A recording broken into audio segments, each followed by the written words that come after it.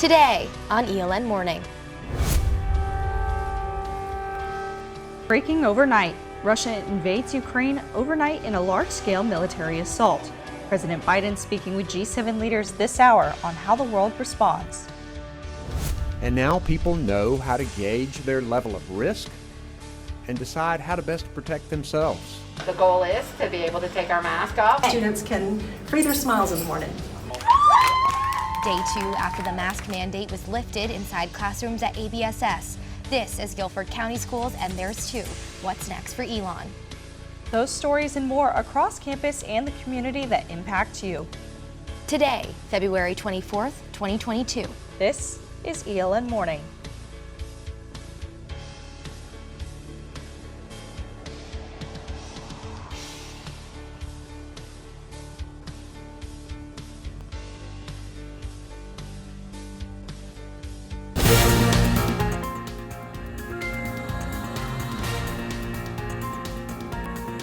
Escalation overseas, the invasion has begun. Russia has attacked Ukraine, targeting their military infrastructure and border guards. Breaking overnight, explosions have been heard in multiple cities, including Ukraine's capital, Kyiv. We begin our coverage here. Thank you for joining us. I'm Ellis Chandler. And I'm Ashlyn DeLoughy. You're watching ELN Morning. President Biden set to issue severe sanctions on Russia today after meeting with G7 leaders this hour. Ukraine ambassador to the United Nations, Sergei Kislachia, says Russian President Vladimir Putin has declared war. Because it's too late, my dear colleagues, to speak about de-escalation. Too late. The Russian president declared a war on the record. Should I play the video of your president? You declared the war. It is the responsibility of this body to stop the war.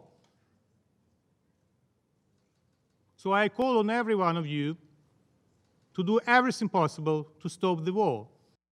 Joining us now with their analysis is political historian and ELN professor Mark Dahlhaus, who joined us on Monday evening as well and is now here again as this breaking news unfolds. Professor Dahlhaus, thank you so much for joining us this morning.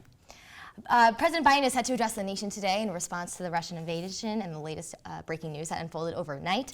He is first described as a premeditated war. He is also described as a catastrophic loss of life and human suffering. With that said, when Biden does address the nation, what do you think he needs to say, and why is this important for our generation to understand right now? Sure. Well, I think one thing that President Biden has done admirably up to this point is that he has managed to keep the Western allies together, NATO together. I think that's going to be key moving forward to present that united front. I think that if I were helping the president write his remarks for this afternoon and thinking about you all, thinking about students, I think I would emphasize several things. One is the fact that the ramifications from this action are going to spill over into all of our lives. We all are going to be looking at increased fuel prices, increased food prices in the coming days. We don't know what this is going to mean for the markets. This is an era of instability, and it's likely to get worse before it gets better. I think that he needs to prep the nation for that. For students in particular, I think, and for ELN students, I think again, and as I said Monday evening, thinking about how you all have come through a curriculum and it's been infused in your classes and in your co-curricular experiences, about us being a global university, about thinking about being part of something larger than we are on this campus. And in that regard, I think one, it's vitally important for ELN students to be aware of what's happening, because this is not happening in isolation. This will affect all of us. All of us have an interest in this. This is potentially a fundamental reordering of the world's security apparatus that could be really significant. And so in that sense, the fact that it will affect all of us. I think also in terms of all of us being active citizens and voting, making our voice heard as our government undertakes these policies. This is our power. This is where we come in. This is what we can say about these issues. And it's a precious right, and if we've learned nothing else lately, it's that though we can't take those rights for granted. They were hard-earned, and it's going to be hard to keep them. And so I think that that's very important for all of us to remember moving forward. Sure, and we've seen statements from some of these European leaders as things have progressed overnight and as tensions have kind of heightened in Kyiv and in different parts of the country here. What do you think this global reaction is kind of going to be in the coming days headed into the weekend? Yeah, it's judging from just over the overnight hours. It so far has been very united. I think it's from the West. I think it's also significant that at least as of this morning, China has not had much to say about this, and Putin was just in China a few weeks ago. And so I think that is significant. But I think that at least the Western leaders that I have seen or heard, they've all been united in condemning this action and in calling for a return to peace. The UN Security Council had an emergency meeting last night. President Biden's meeting with his national security team this morning will address the nation this afternoon. I mean, this is unfolding in real time.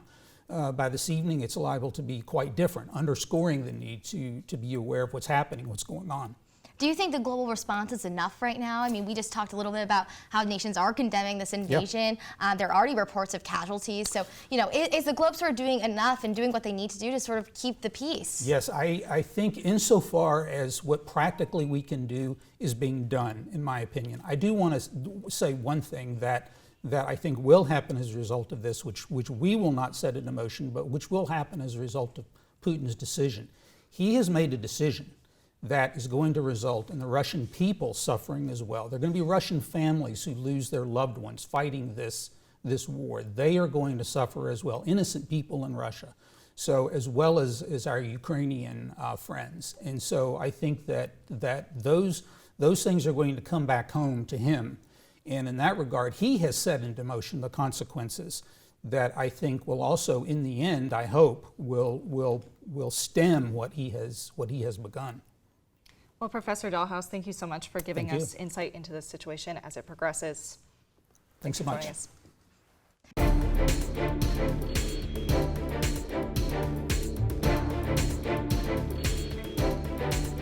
The Healthy Elon Committee continues to review the indoor mask mandate and say they believe to be in a position to adjust policies in the coming weeks. This as President Book says the goal is to take masks off, and Governor Roy Cooper encourages cities and schools to lift requirements by Monday, March 7th.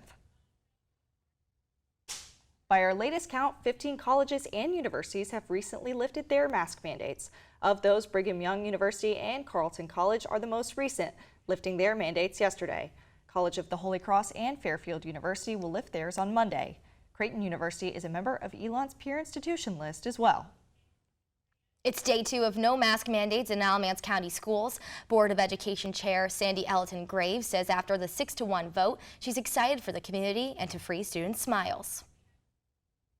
We have been a mask mandate for about a year and a half. So it's nice to be able to see some compromise on the board and move in a different direction. The parents can choose what's best for their children. 6th grade language arts teacher Christopher Doy says he was surprised to see 50 of his 55 students at Hawfields Middle School keep their masks on. Doy says he wishes he had a bit more time to prepare his students. It would be nice to be able to front load those conversations with the students, to have had some time to have those discussions about empathy and making sure that, when the masks come off or when people have the choice to either wear or not wear a mask, it's important that we don't pick on them one way or the other. Doy thinks some students may be keeping their masks on because some feel self-conscious. Custodial duties. You've got to, take attendance. About health and safety, but more of like it's a way to hide. Some 6th graders don't want to be out there and be seen. And I think for some of them, it's kind of like I'm hiding in my own little shell behind this mask. So I think for some of it, I think some of the kids probably still kept it on just for social aspects.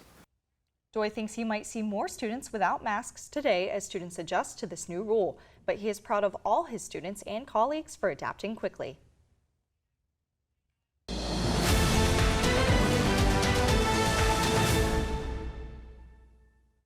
Candidate filing resumes this morning for the Alamance County primary elections. The primary will take place May 17th and include the race for the U.S. Senate, North Carolina State Senate, North Carolina House of Representatives, and Alamance County Sheriff. Our Sophie Rosenthal is at the Alamance County Board of Elections this morning. She spoke with Elon alum Dan Engel, who filed to run for the Alamance-Burlington School Board.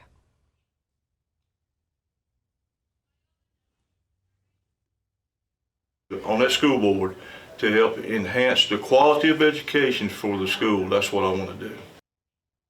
For the latest news and updates on races representing you this 2022 election season, visit our website, elonnewsnetwork.com. The North Carolina State Supreme Court enacted new district maps for the 2022 election. After months of contention, the Republican-led legislature illegally gerrymandered districts in order to force a favorable political outcome. Director of Civic Engagement for Elon Votes, Trevor Mullen, says there's confusion as to who votes in what district. He says this makes Elon Votes' job harder and can affect election results. So hopefully with a change like that, or hopefully with redistricting, we can have all Elon students, even those living off campus, being in the same voting district. Students looking to find out more about which district they live in and how to register for the May 17th election can do so at the Elon Votes website.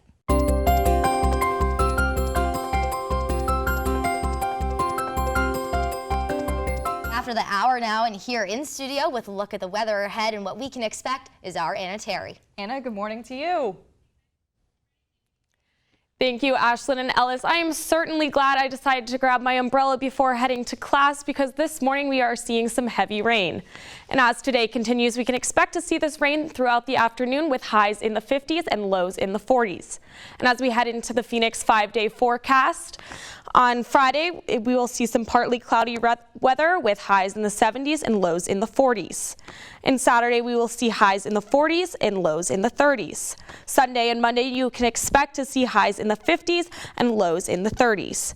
And Tuesday, to start off March, we will see highs in the 60s and lows in the 20s. That's it. 5-day forecast.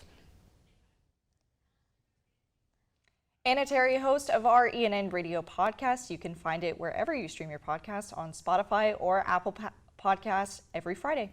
And I'll be sure to check that out as well. It sounds like an incredible inside look at what we do here and, you know, why journalism and student journalism is important on campus and for our community. And last week she did a fantastic episode about the Supreme Court and how that relates to Elon students. So stay tuned for that. All right, that's all the news we have for you this morning. Thank you so much for joining us. For all the news you need to know over the weekend, visit our website, elonnewsnetwork.com. And be sure to follow us on social media at Elon News Network for all the news you need to know when we're not on the air. Have a great weekend, Elon.